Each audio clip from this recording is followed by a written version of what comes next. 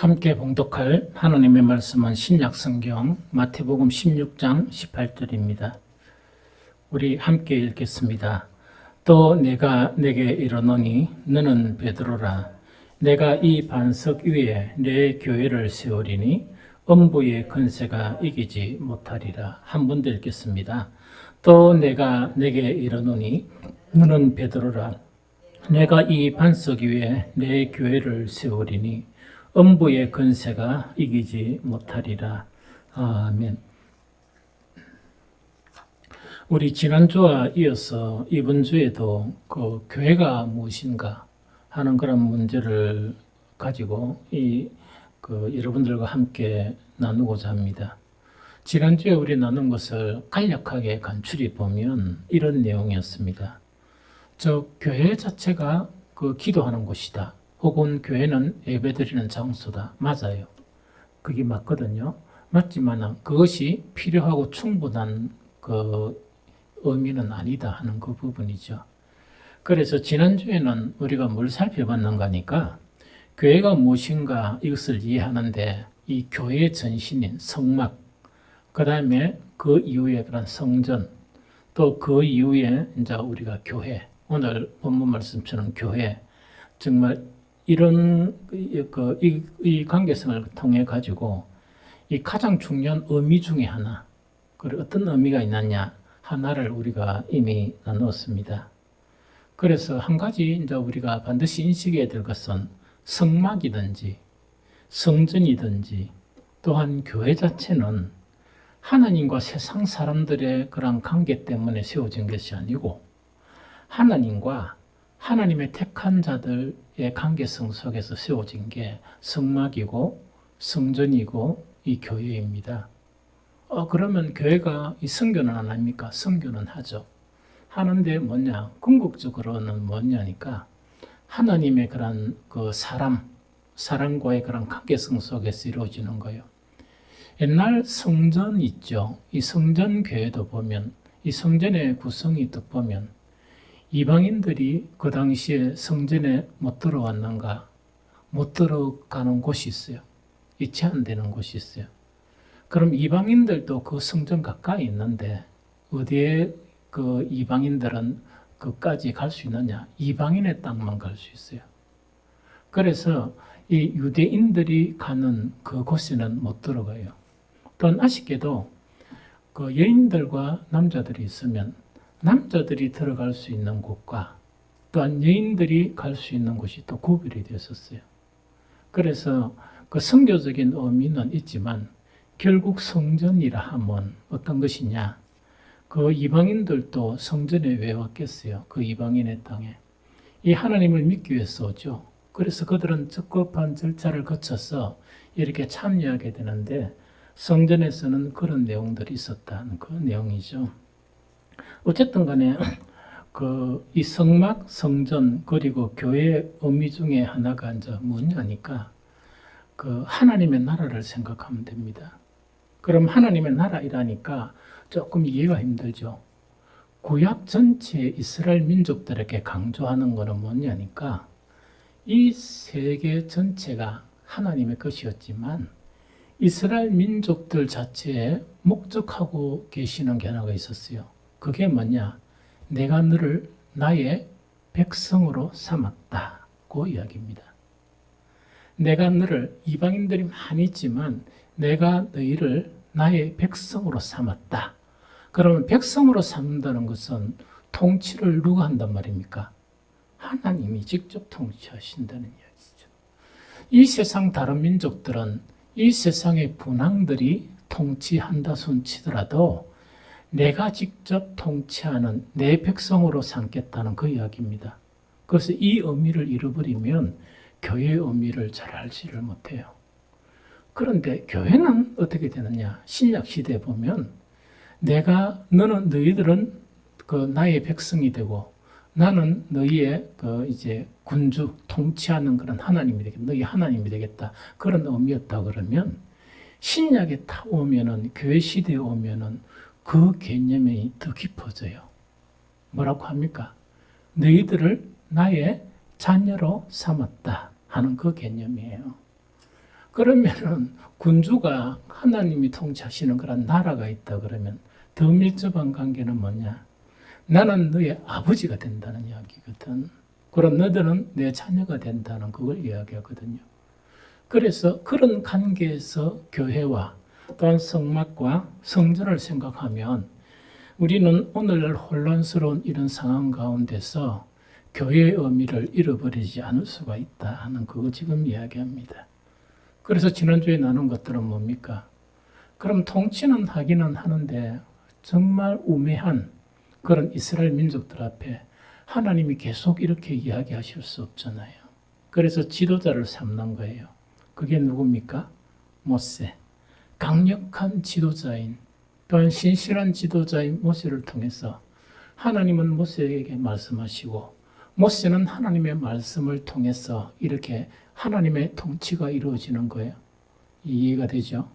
그러면 성전 시대는 어떤 게나 이제 성전이 형성되는데 그때에 좋은 신분이 어떻다고는 관계없어요. 모세 이후에 그런 사사들도 있었고 막 이랬죠. 있는데 그 신분은 관계없고 이스라엘 민족이 왕을 요구하니까 이제 왕을 세우는 거예요.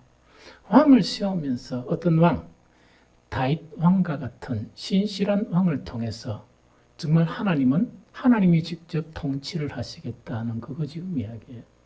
좀 이해가 되겠죠?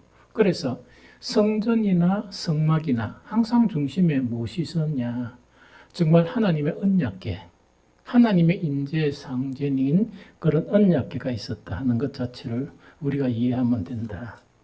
그런데 교회는 그러면 어떻게 하나님의 통치가 이루어집니까?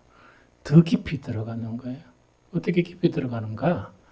예수 그리스도는 하나님이시고 하나님의 아들이신데 교회의 머리를 누구로 세우셨다고?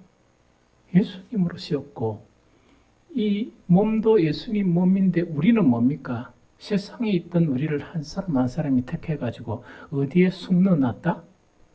예수님의 몸 안에 넣어놨다는 말입니다.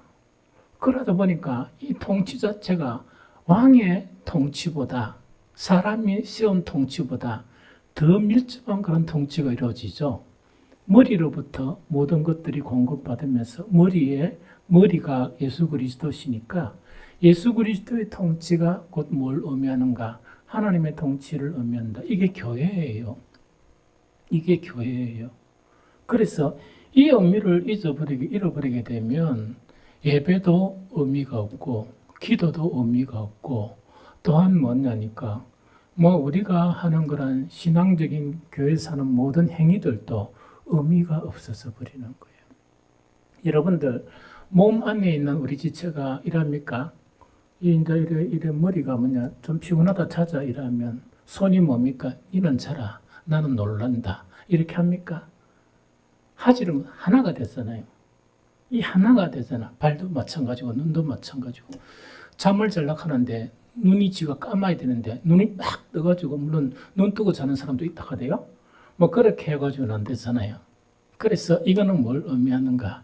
이거는 하나님이 통치하는 정말 그 자체를 이야기한다는 그 이야기죠.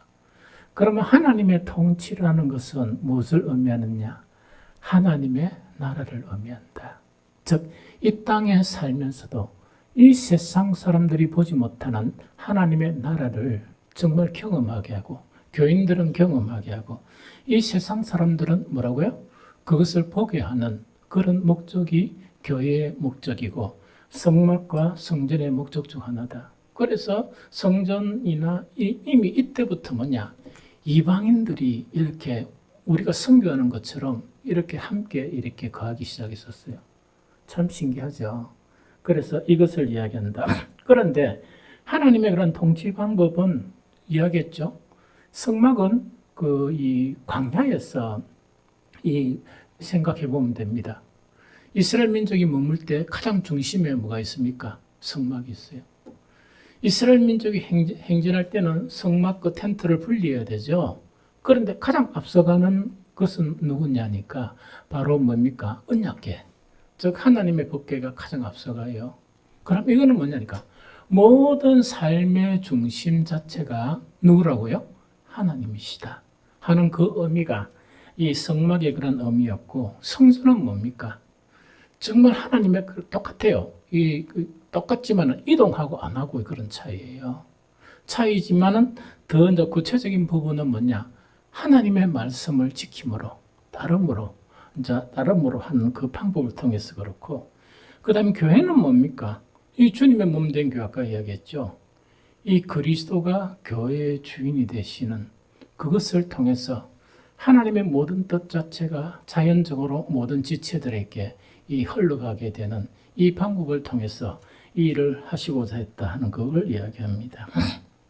그러면은 오늘은 좀 무엇에 대해서 나누나? 교회들이 너무너무 많아요. 또 막 여러 가지 교회들도 있고 성도들도 너무 많고 목사들도 너무 많고 한 번씩 이렇게 이야기하다 보면 어지러워요. 어지럽다는 거 뭐냐? 한 번씩 충격도 받아요. 야, 이런 사상도 있었구나. 또 이렇게 생각하는 경우도 있었구나 하면서 이 충격을 참 많이 받는 경우가 많거든요. 그러면 성막이나 성전 같은 경우 말고 이 교회가, 물론 성막, 성전도 알아볼 거예요.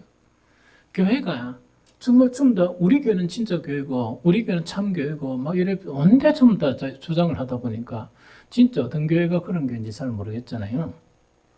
그러면은 정말 이런 하나님이 통치하시고 통치하시는 이 교회 있죠. 참교회. 참교회 자체는 무엇이 있어야 되느냐? 어떤 것이 있어야 참교회라 이야기하고 또 성막도 마찬가지예요. 성전도 마찬가지거든요. 참 성전과 이 참 성막 자체는 그 무엇을 가지고 정말 우리 성막이 참 성막이고 성전이 참 성전이고 교회가 참 교회다 이렇게 이야기할 수 있느냐 하는 것 자체를 오늘은 살펴보려고 그래요. 왜냐하니까 때로는 역사적으로 보면 이 성막 같은 경우도 성막은 있는데 언약궤를 뺏겨버린 경우도 있어요. 성전 같은 경우도 뭐냐 몇 번씩이나 이 성전이 외침에서 무너진 경우도 있어요. 그러다 보니까 뭐냐니까 진짜 하나님께서 임재하시고 하나님께서 함께 하시는 성막이나 성전이라 그러면 그런 일은 일어날 수가 없죠. 그래서 오늘은 무엇을 알아보는 거니까 정말 이렇게 성막이나 성전이나 이 교회에 반드시 있어야 될 것은 뭐냐 하는 이것을 지금 알려고 그래요. 한 가지만 생각하려고 그래요. 성막이든 성전이든 그것이 텐트든 안 그러면 어떤 건물이든 뭐 교회든 관계없이 정말 그것이 참 의미가 있으려 그러면 하나님의 영광이 있어야 한다. 그 이야기입니다. 하나님의 영광이 있어야 한다. 즉 교회나 성막이나 성전에는 하나님의 영광이 떠나버리면 아무 의미가 없다.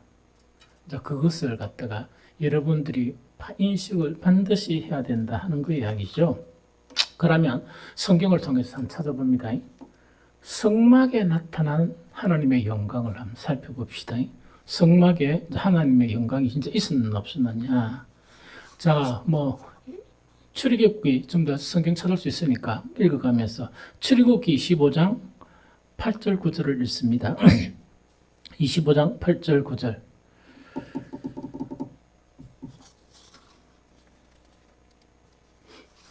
출애굽기 25장 8절 9절 읽습니다. 시작.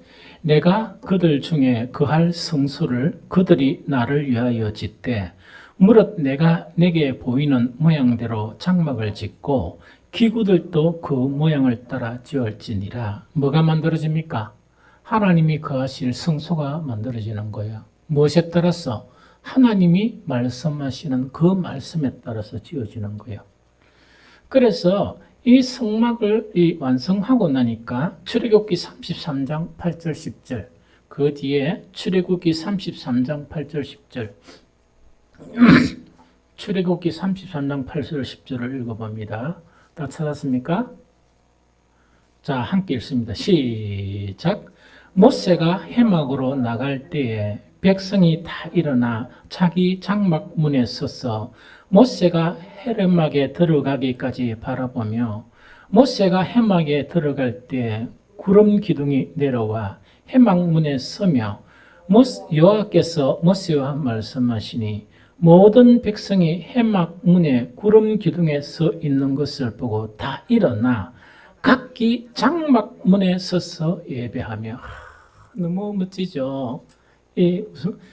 그래서 이거 뭐냐니까 모세만 하나님의 말씀을 들으러 이 회막에 들어간 게 아니고 모든 백성이 뭡니까? 자기 그런 텐트가 있는 그 텐트에서 무엇을 바라봅니까? 모세가 들어가는 이 뭡니까? 장막을 바라보면서 이 뭘 하고 있단 말입니까? 예배를 드리는. 참 놀랍죠. 그러니까 이것 자체가 이 뭡니까? 뭐 예배 참석 이런 게 아니고 이런 일들이 막 일어나요. 이 무슨 말겠죠? 그래서 여기서 보면 뭐냐? 지난주에 얘기했듯이 이 성막이라는 것은 어떤 의미냐? 출중한 지도자 모세에게 하나님이 말씀하시면서 그 모세를 통해서 하나님의 말씀을 전달하면서 하나님의 통치가 이루어지게 하는 거예요. 좀 이해가 되죠? 그럼 이렇게 하니까 어떤 현상이 일어나느냐? 출애굽기 40장 34절. 출애굽기 40장 34절. 출애굽기 40장 34절. 다 폈습니까? 우리 함께 읽습니다. 시작. 구름이 회막에 덮이고 여호와의 영광이 성막에 충만하며. 뭐가 충만했다? 여호와의 영광이. 여호와의 영광이 이 성막에 이 충만한 거예요. 이걸 다 보는 거예요. 사람들이 다 느끼는 거예요. 그런데 법궤가 빼앗기고 이런 현상도 있었죠. 그때는 어떤 거냐니까 바로 여호와의 영광이 사라져버리는 그런 경우도 있었다는 그 이야기거든요. 그래서 성막이 되기 위해서 가장 필요한 것이 무엇이라? 하나님이 영광이 있어야 한다. 하나님의 영광이 머물러 있어야 된다 하는 그 이야기죠.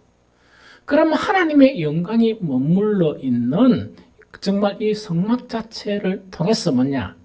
이 교회 전신인 이 성막, 즉 하나님의 임재의 그런 모습이 영광이 있는 이런 성막인데 이스라엘은 이 성막을 통해서 하나님께 가까이 나아가고 하나님의 말씀을 듣고 하나님을 예배하고 하나님을 중심에 두고 그들은 살았던 것이 성막이에요. 이해되죠? 이것이 교회 정신인 성막의 모습이에요. 그러면 성전은 한번 보자. 성전은 하나님의 영광이 있나 없냐 한번 살펴봐야 되겠죠. 그러면 성막에 나타난 하나님의 영광을 우리는 어디에서도 확인할 수 있느냐? 성전에서도 확인할 수 있어요. 역대하 5장 1절을 같이 읽어봅니다. 역대하 5장 1절.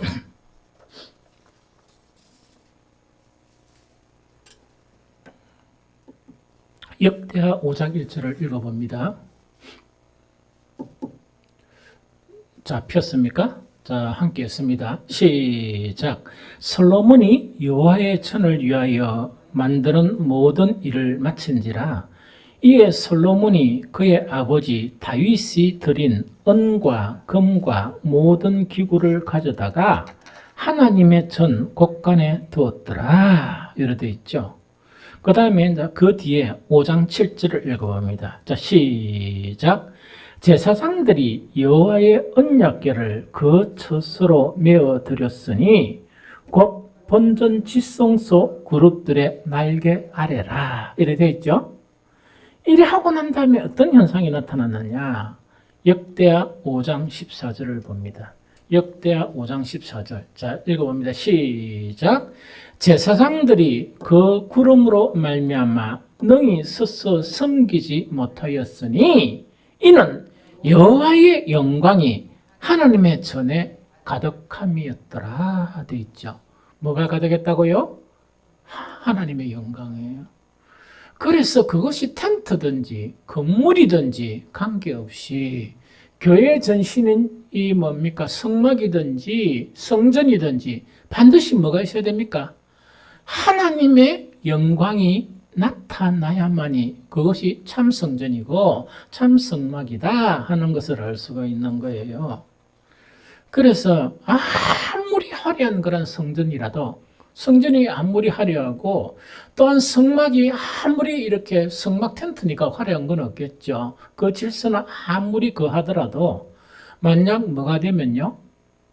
단어 중에 하나가 가장 우리가 힘들어해야 할 단어가 뭐냐? 이가봇이에요. 이가봇이 되어지면 성막이든지 성전이든지 이거는 의미가 없이 되어버린다는 그 이야기죠. 이가봇이란 말은 어디서 나느냐? 이거는 제가 그냥 읽어드릴게요. 사무엘상 4장 20절 21절에 보면 죽어갈 때 이때 죽어가는 거는 누구를 이야기합니까? 엘리의 제사장의 며느리를 이야기해요. 죽어갈 때 곁에 서 있던 여인들이 그에게 이르되 두려워 말라.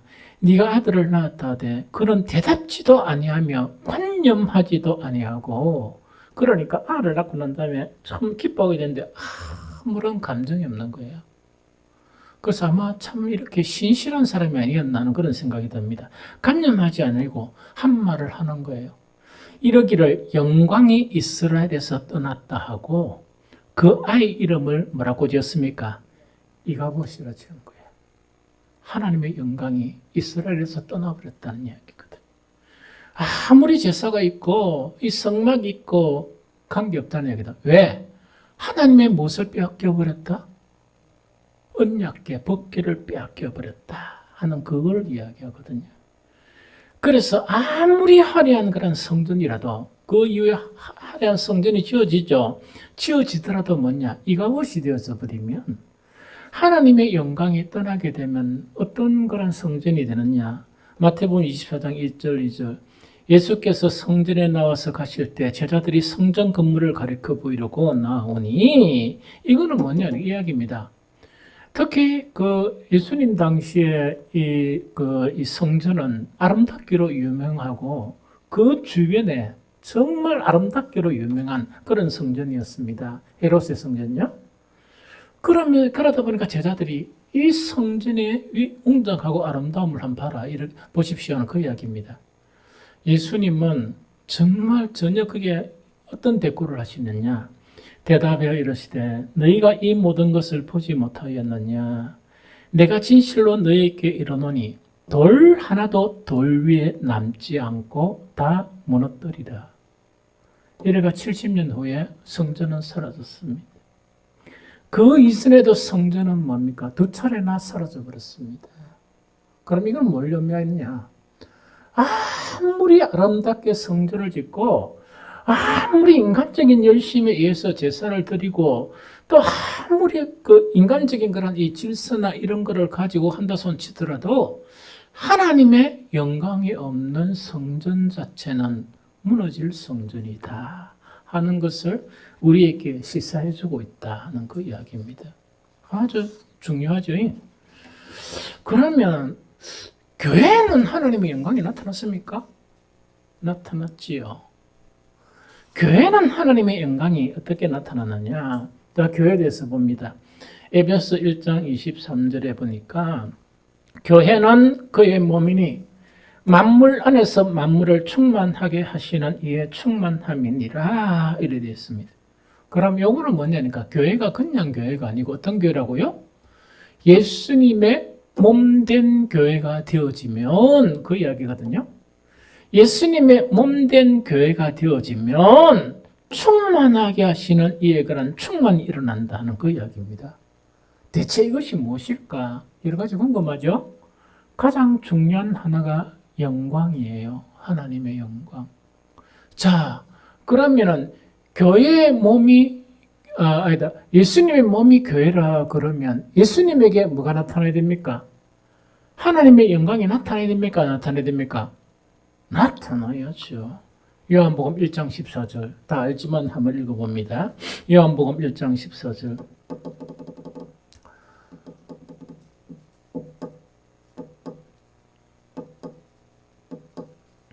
요한복음 1장 14절입니다.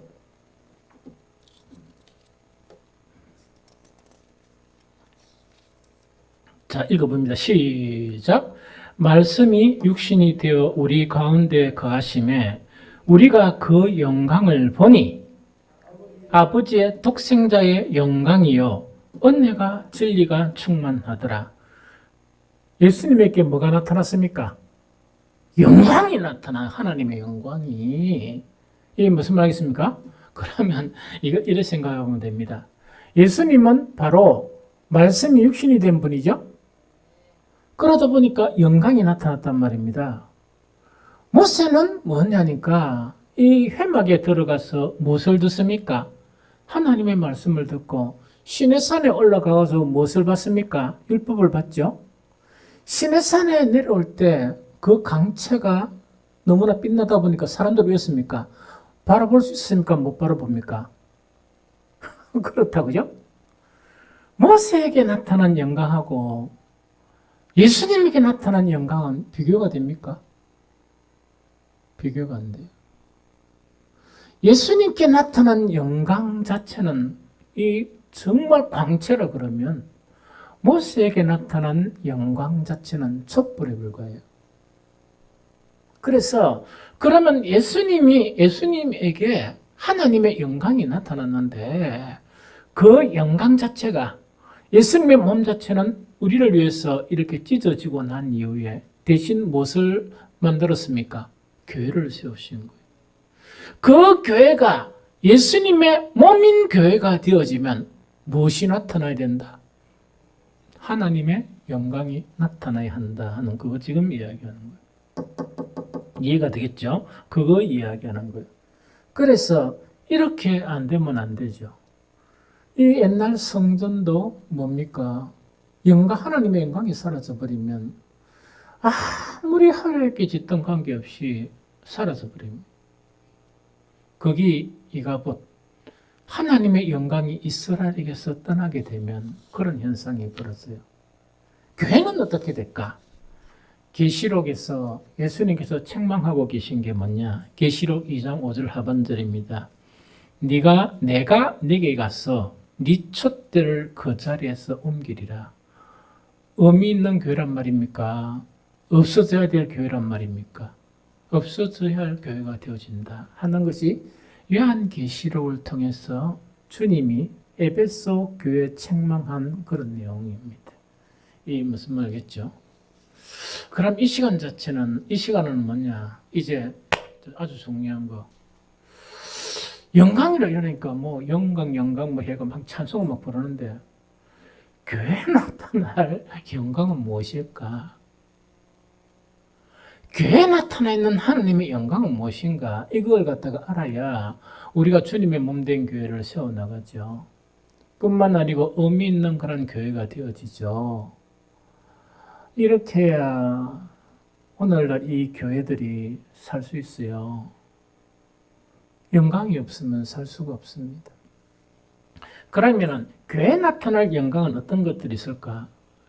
쭉 하다 보니까 너무 많은 거예요.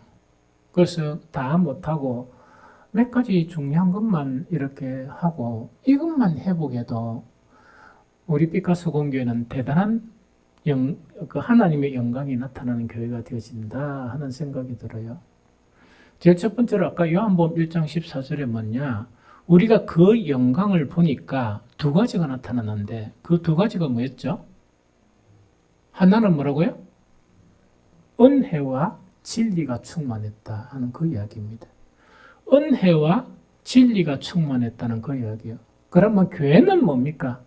진리가 충만해야 되고 교회는 은혜가 충만한 이 상태가 되는 것이 하나님의 영광이 임재하는, 나타나는 그 형태의 교회를 이야기합니다. 그러면 이거는 이 설명을 좀 할게요. 여러 가지로 설명할 수 있는데 먼저 진리를 이야기한다면 진리 있죠? 교회는 진리가 충만해야 돼요. 세상을 살아가는데 그죠? 그리스도인이 세상을 살아가는데 너무 답답한 게 많아요. 특히 오늘날 더 심합니다.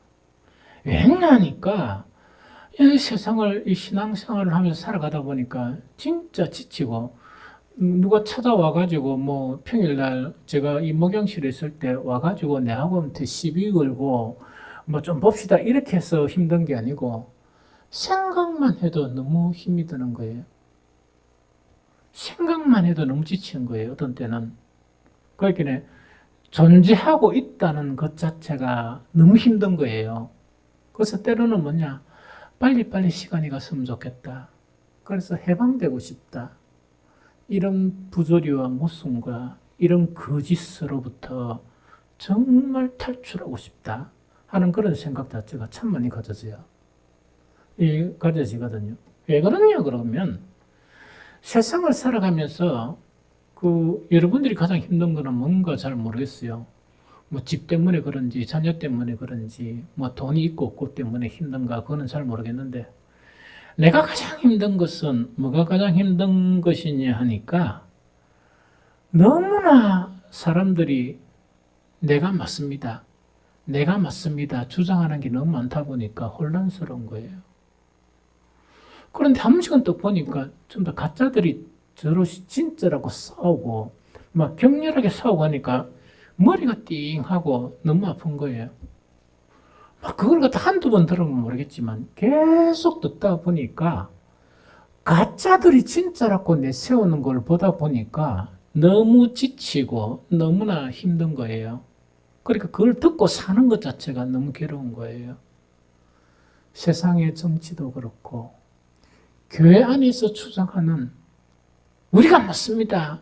뭐 너희가 맞습니다 하면서 이렇게 하는 것도 너무나 힘든다는 거예요. 그런데 그 진짜라고 사는 사람들이 그래 많다 그러면 세상에 진실이라는 게 있어야지. 그런데 온갖 거짓투성인 거예요. 이런 거짓투성이인데 모두 다 자기들이 진실이라고 하니까 자기들이 정의라고 하니까 너무나 힘들고 그것을 보고 사는 것 자체가 정말 너무나 힘들고 힘든 것이다 하는 그 이야기입니다. 그런데 정말 예수님의 몸된 교회에 하나님의 영광이 나타나면 우리는 무엇을 보느냐? 진리를 봐요. 또 진리를 소유하게 돼요. 그래서 이 진리를 소유하게 되면 너무나 듣기 싫기는 듣기 싫은데 너무나 그걸 보고 사는 게 너무나 힘들기는 힘든데 진리를 알고 진리를 딱 소유하게 되면 그 사람들에 대해서 입을 닫고 살 수 있어요. 침묵할 수 있어요. 침묵하면서 묵묵히 생명의 길, 구원의 길을 갈 수 있게 돼요. 이것이 교회의 힘이에요. 이것이 교회의 힘이에요. 세대가 이래 될수록 너무 당황스러운 것이 목사들이 세대에 따라서 이렇게 줄 서는 거 있죠. 우리는 줄을 어디에 서야 됩니까? 주님한테 줄 서야지. 주님을 다 붙들고 살아야 되는데 이 완전 골빈 것들이 이거 무슨 이 골머리가 이 양반들이 웃기는 양반들이라 뭐 이리 맞다 그러면 서로 싸우고 막 이랬었는 거예요. 다 거짓인데 참 진리는 예수 그리스도만이 참 진리예요. 교인들도 마찬가지야. 아이고 참 이 좀 충격적인 거 한 번씩 이야기를 들어보면 왜냐니까 뭐 어쨌든 간에 이야기하면서 뭐 저건 뭐 평신도니까 무슨 의미는 알겠어요? 하고 내가 안 말하고 그냥 이랬으면 있지만은 한번 듣고 나면 충격적인 거라. 야, 어째 저 양반한테는 예수가 있나 없나 그게 너무 궁금한 거야. 그러면서 걱정이 되는 게 뭐냐? 정말 생명을 가졌을까? 정말 구원을 경험했을까? 참 주님을 만났을까? 하는 것에 대해서 너무 회의를 느끼는 거예요. 그런데 만약 우리 교인 중에 그런 사람이 있다면 목사는 너무나 절망적이겠죠. 이게 뭔가 하니까 교회에 하나님의 영광이 나타나면 충만한 진리, 더 할 수 없는 그 진리를 알게 됨으로 말미암아 침묵하게 자기의 길을 갈 수 있는 거예요. 가타부타 하지 않고. 그래서 이게 너무 중요하거든요. 두 번째 또한 은혜예요. 더 할 수 없는 은혜 자체가 우리가 가지게 되면 뭐냐니까 무엇을 느끼는 거니까 세상 사람들은 뭐냐 있다가 없어지는 그것을 구하려고 막 이렇게 몸부림치잖아요. 또 그것을 자랑하고 이러거든요. 그런데 이제 참된 은혜라는 건 뭐냐 없어지지 아니하는 영원한 것을 아무런 조건 없이 우리에게 하나님이 이 공급해 주시는 것을 은혜라 그래요. 그러면 교회가 은혜 충만하게 되면 그것을 하나님의 영광이 머문다 그러는데 이렇게 되면 왜 되는 거니까 한 번씩 교인 중에서도 세상의 것을 자랑하는 사람들이 많아요. 이게 뭐냐? 이것도 좋은데요. 더 좋은 것을 주셨어요. 뭐 이런 거 있죠. 그 내가 보니까 뭐 더 좋은 것인지 나쁜 것인지 잘 모르겠어요. 뭐 좋다 하니까 그래 축하하고 이러지만 뭐 더 좋은 것인지 모르겠거든요. 그러면은 뭐냐니까 하나님의 은혜의 충만을 경험하게 되면 사람들이 이 세상에 없어질 것을 가지고 막 울고 없어질 것을 가지고 막 자랑하고 이러잖아요. 그 모습을 보면 불쌍하게 보이는 거예요. 불쌍하게 보이면서 정말 그들을 위해서 기도할 수밖에 없는 그것을 경험하는 거예요. 교회에 하나님의 영광이 나타난다는 것은 예수님을 보면서 우리가 그 영광을 보니까 은혜와 진리가 충만하다. 이 두 가지는 뭐냐? 교회에 있어야 될 하나님의 영광이다 하는 것 자체를 이야기해요. 그럼 두 번째 또 이것도 한번 이야기 뭐냐니까 하나님의 영광을 경험하지 못한 교회나 성전들은 대신 딴 것을 가지고 막 채우려고 그래요. 그게 뭔 줄 압니까? 종교적인 그런 어떤 행사나 집회 혹은 이게 의식적이라는 거는 뭐냐 종교적인 거죠. 그럼 하던 그 의식을 가지고 막 기쁨을 가지려고 그러고 막 이렇게 하는 그런 경우가 있어요. 하나님의 영광이 머무르면요. 그렇게 노력 안 해도 종교적인 의식 가지고 그걸 막 이 찌끄레기 그 기쁨을 체험하는 것보다 실제를 체험하게 돼요. 이 대단한 거예요. 그러면 이것 중에서 한 가지만 소개하면 뭐냐? 유대인들의 초막절이에요. 이게 옛날에 좀 설교도 하고 했죠. 유대인의 초막절이란 원 의미가 이런 의미예요. 하나님이 올려주신 의미는 뭘 기억하라고? 가나안 땅에 들어갔는데 그것을 막 이 풍요를 경험하면서 뭐를 갖다가 생각하라고? 조상들이 이 광야 생활 중에서 텐트 안에서 생활했던 그것을 기억하는 이야기입니다. 그래서 본심을 잃어버리지 않고 초심을 잃지 말라 하는 그거 지금 이야기하는 거예요. 원래 의미가. 그런데 초막절의 절기가 뭐하고 겹칩니까?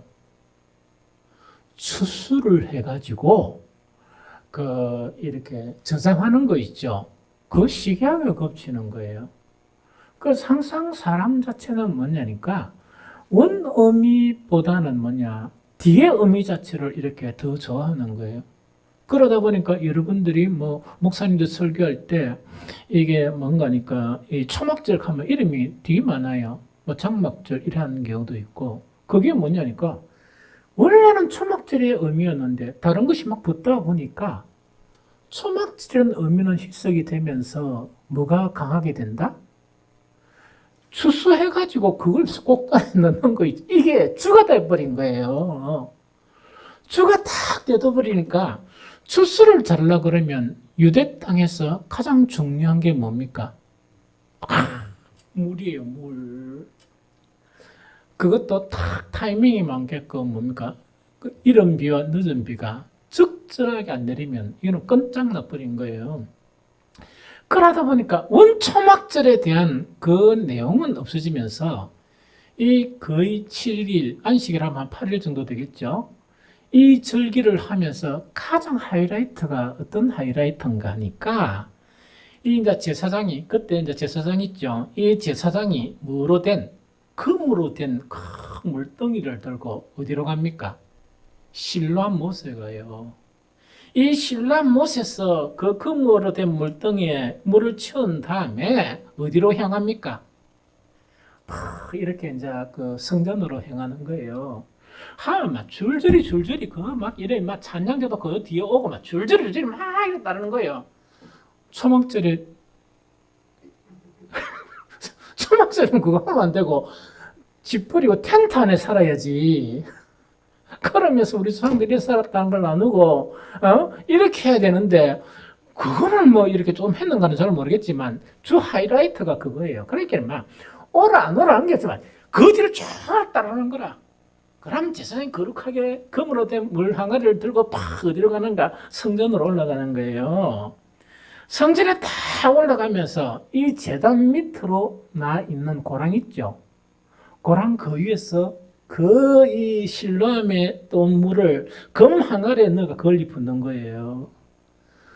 그러면 사람들이 어떻게 하겠습니까? 한호도 할 뿐만 아니라 주여 이래가 하나님은 초막절을 뭐라겠습니까?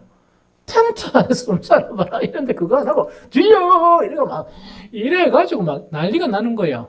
뭐라고요? 우리에게 물을 주십시오. 우리에게 물을 주십시오라니까 초막절을 만든 예수님이 딱 보니까 기가 막힙니까? 기가 안 막힙니까? 여러분들 뭐 기가 막히는가 봐. 오늘날 교회도 이런 풍습들이 많아요.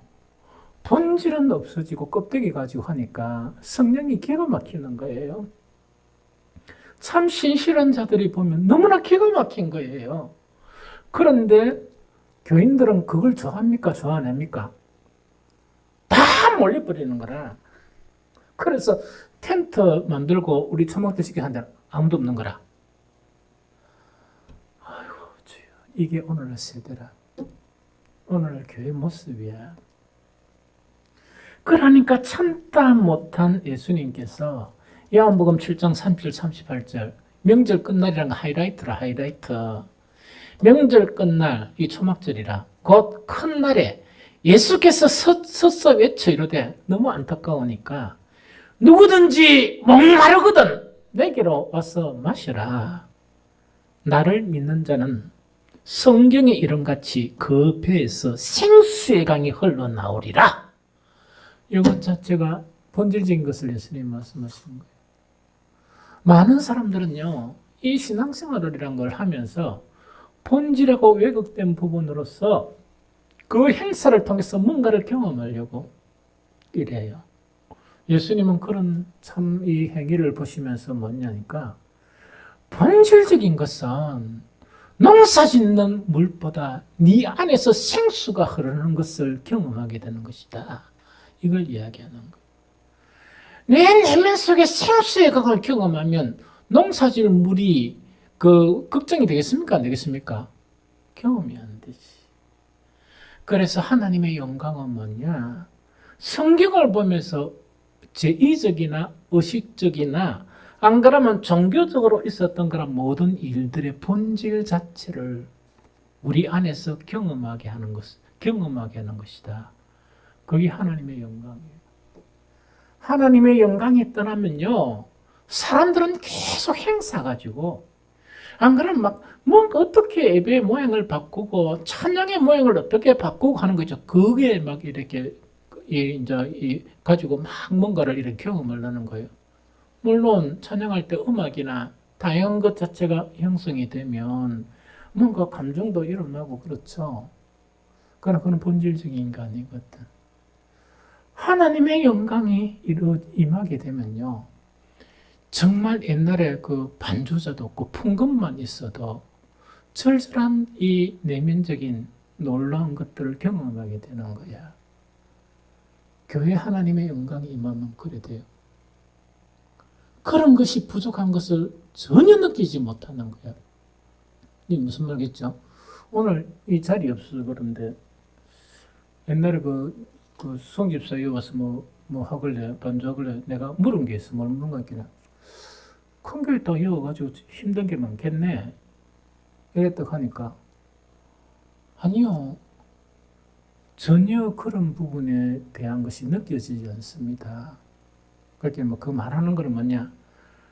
그 때문에 내가 설교한 게 좀 맞았는가 봐. 그것밖에 안 보이지. 딴 거는 뭐 교회가 닦고 뭐 이런 건 아무것도 안 보여요. 이러더라고요. 그게 본질적인 거라. 그게 본질적인 거라. 그래서 하나님의 영광이 임하면 종교적이나 의식적으로 갈구하던 것들이 실제로 경험하게 되는 그런 변화가 일어나요. 그래서 우리 교회는 또 아직까지 약해. 그런 부분에 됐어요. 그 다음에 세 번째, 이제 무엇을 경험하는가? 요것만 그래도 좀 나눴으면 좋겠네. 유대인들은 뭡니까? 참 선민이지, 선민. 하나님의 선택받은 자고, 우리 그리스도인들은 뭡니까? 선민하고 똑같은 말이 뭐죠? 뭐가 됐다? 자녀! 그러면 자녀가 더 가깝습니까? 선민이 더 가깝습니까? 자녀가 훨씬 가깝지. 그래서 하나님의 영광이 교회에 나타나게 되면 어떤 현상이 일어나는가? 그 성전에 나타나면 하나님의 선민됨 자체가 느껴지는 거예요. 교회에 나타나면 하나님의 자녀에 대한 모든 것 자체가 우리를 경험하게 되는 거예요. 그럼 이스라엘에게 그 상징적인 나무가 있었는데 그게 뭐겠습니까? 여러 가지가 있지만 포도나무예요. 그래서 이스라엘의 포도나무는 그들의 상징과 같았어요. 호세아 10장 1절에 보면 이스라엘은 열매 맺는 무성한 포도나무라. 그 열매가 많을수록 재단을 많게 하며 그 땅이 번식할수록 주상을 아름답게 하도다. 즉 이스라엘을 뭐라고요? 열매가 풍성한 포도나무로 본 거예요. 이사야 5장 7절에도 무릇 만군의 여호와의 포도원은 이스라엘 족속이다. 딱 못을 받고 있어요. 이게 무슨 말이겠죠? 또 시편 80편 8절에서 10절에도 어떻게 되느냐? 주께서 한 포도나무를 애굽에서 가져다가 민족들을 쫓아내시고 그것을 심었다. 가나안에 이렇게 온 것을 갖다가 포도나무를 이렇게 애굽에서 가져와 심었다 이렇게 표현해요. 그래서 포도나무는 이스라엘에게서 상징과 같은 나무가 포도나무입니다. 이 무슨 말이겠죠? 유대인들은요, 그 성전에, 즉 오늘 같은 교회죠. 교회의 참 의미를 몰랐을 때는 뭐만 가지고 살았느냐? 하나님의 선민이란 이 자긍심하고 교만과 살았어요. 그런데 세상에 그럼 하나님의 선민 같으면 세상에 가지지 못한 것이 너무 풍성해가 교만을 떨지 말아야지. 그렇죠? 그런데 선민이란 자긍심만 있지, 이름만 있지, 선민으로서 필요한 게 아무것도 없다 보니까 이방인들을 개로 취급하면서 이 교만만 들었던 거야. 실제로는 뭐냐? 이런 분이었어요. 그리스도인들도 마찬가지라. 그리스도인들은 하나님의 자녀인데 이름밖에 없는 그리스도인들이 오늘날 너무 많아요. 이게 무슨 말이겠죠? 이름밖에 없단 말이야. 아무것도 가진 게 없어. 빈털털이야. 이러면 참 힘들겠죠. 그런데 예수님은 선언하셨어요. 요한복음 15장 1절 나는 참 포도나무다. 선언하셨어요. 그리고 우리는 뭐냐? 나는 포도나무요. 너희는 뭐라고? 포도나무의 가지다. 그렇게 이야기하면서 그가 내 안에 내가 그 안에 거하면 사람이 열매를 많이 맺나니 나를 떠나서는 너희가 아무것도 할 수 없습니다. 그럼 이거는 뭐냐? 교회가 주님의 몸된 이 개념의 교회가 되어야 뭐라고요?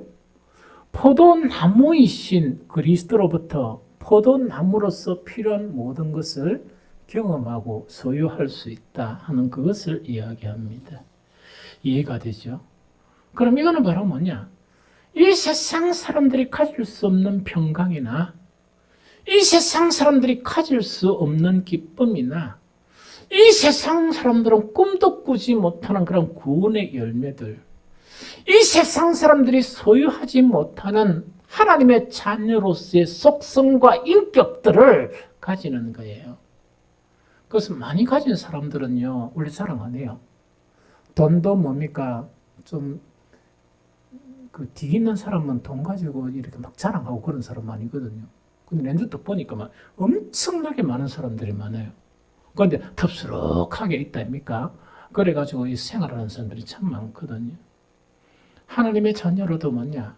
풍성하게 받으면 세상 사람들 딱 보면서 막 이 불쌍히 여기고 그런 거는 있지만 막 예수 내가 그리스도인이다 뭐 이렇게 강조도 안 해요. 왜? 이미 나타나니까. 그런 것들을 경험하니까. 이런 것들이 교회에 나타난 하나님의 영광들이에요. 이것을 잃어버리면 뭐냐? 껍데기 교회.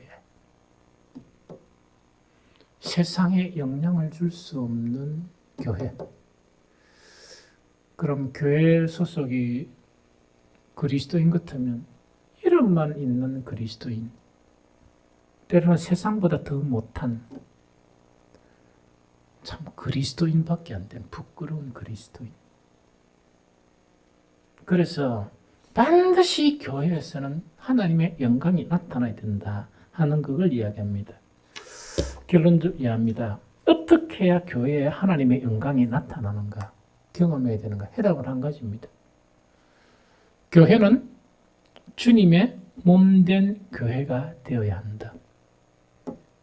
다시 말하면 교회의 머리는 예수가 되시고 우리는 자로부터 이 세상으로부터 떨어져 나와서 예수님의 몸의 지체가 되어야 된다.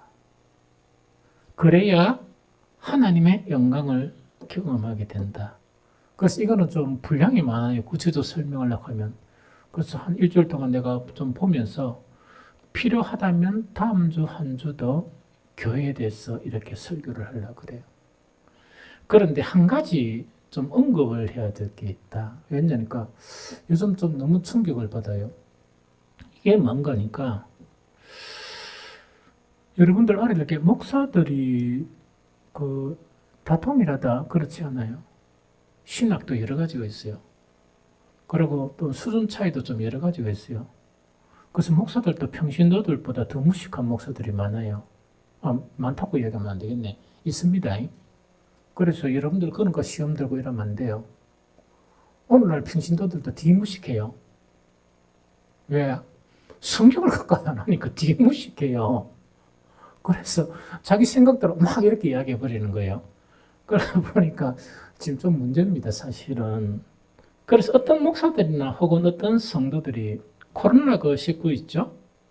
이것 때문에 그 성전 예배에 드리지 못하는 거 있죠? 이게 대한 안타까움이 없어요. 그래서 내가 그게 너무 의아한 거예요. 오늘 아침에도 어떤 목사님이 문자 같은 거가 목사님 주일인데도 왜 마음이 슬픕니까? 주일인데도 왜 자꾸 눈물이 날락합니까? 이래가면 줄줄줄 이래 왔더라고요. 그래서 나도 할 말이 없었어. 힘냅시다. 힘내고 주님이신 그런 사역을 잘 감당합시다. 힘내세요. 이라고 말해봤습니다. 목소리 장문이 왔더라고요. 그러니까 어떤 진짜 참목자라면 그 안타까움이 있어야지. 그런데 뭔가니까 이 인터넷 강의 인강도 듣는데 인터넷 예배가 무슨 문제냐? 이거를 강조하는 분들이 좀 있어요. 그래서 내가 저분들이 성경을 알고 저러나 왜 저래 무지하고 저런 사람들에게 가르침을 받는다 그러면 그 교인들은 어떻게 될까 하는 그런 생각이 들어요. 교회는 근문만 이야기하는 거 아니에요. 아까도 얘기했듯이 교회는 예배하는 곳, 기도하는 곳만으로서의 교회는 아니에요. 본질적인 교회는 주님의 몸이에요. 이걸 알아야 되거든요. 머리는 주님이 되시고 우리는 주님의 몸 안에 지체들로 구성된 것을 교회라 그래요. 무슨 말이겠죠? 그래서 교회는 뭐냐? 내가 어떤 곳에서 하나님께 내 혼자서 예배만 드리고 기도하면 된다 하는 그런 개념은 성경하고 전혀 다른 형태의 교회예요. 안 맞습니다. 안 맞아요. 예배도 드려야 되지만 성도들이 모여가지고 지체들의 그런 연합을 통해 가지고 서로 사랑하는 것도 배우고 또 입에 있는 혀도 물리듯이 때로는 감정 싸움도 하고 서로 다투기도 하고 또 그런 가운데 용서하기도 하고 인내하기도 하고 하면서 또 서로 간의 배움을 통해 가지고 온전한 하나님의 자녀로 성숙하게 되어지는 게 교회 본질이에요. 그래서 교회는요, 일률적인 생각, 일률적인 말, 일률적인 사상, 아주 위험한 교회예요. 교회는 우리 몸의 지체가 다르듯이 성품이나 가정이 다른 사람들이 모여가지고 부딪히고 밥 먹고 삐끼고 또 서로 사랑하고 용서하고 하면서 뭐를 배워가는가? 그리스도의 장성한 분량을 배워가는 것이 교회입니다. 이해됩니까? 그래서 내가 늘 코로나 있기 전에 한탄하는 것이 뭐냐? 밥 먹는 거 교제인데 성도 간에 교제 바꿔야 된다. 세상 이야기 하지 말고 너무 많이 하지 말고 뭐 좀 하다가 좀 이런 부분도 교제하고 이래야 된다는 그게 바로 그런 의미다 하는 그 이야기죠. 그래서 우리는 정말 그 성전에서 예배를 드리지 못하는 성도가 연합해서 또 심지어 소그룹을 가지지 못하고 또 수준은 낮지만 음식을 서로 나누지 못하고 하는 그것을 슬퍼해야 돼요.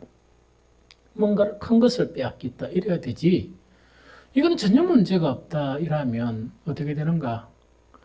바벨론의 포로가 된 교회의 모습을 가져요. 이걸 아주 조심을 해야 된다 하는 그 이야기죠. 또한 우리는 이런 상황 가운데 뭐냐니까 너무 극단적으로 그죠. 교회의 의미를 상실한 채 극단적인 그런 예배를 강행하는 사람들도 우리는 경계해야 돼요. 왜? 코로나는 전염성이 강하기 때문에 우리는 교회 본질적인 의미에서 이 성전 예배를 고수해야 되지만 극단적인 형태를 취하는 것도 우리는 이렇게 경계해야 한다. 그래서 요즘 생각해 보니까 뭐냐니까 우리는 전투하는 지상교회로서 힘든 싸움을 싸우고 있는 중이구나 하는 그런 생각이 들어요. 여러분들도 마찬가지예요. 그래서 이 힘든 선한 싸움을 잘 싸우면서 잃어버렸던 본질들을 회복하는 데 힘써야 돼요. 이 험난한 세대로서 우리 교회가 살아남을 수 있는 것은 주님의 몸된 교회로 나아가는 것입니다. 그래서 하나님의 영광을 보고 경험하고 영광을 누려야 됩니다. 이것을 소망하고 또한 이것을 위해서 기도하는 여러분들이 되시기를 예수 그리스도 이름으로 간절하게 권면을 드립니다.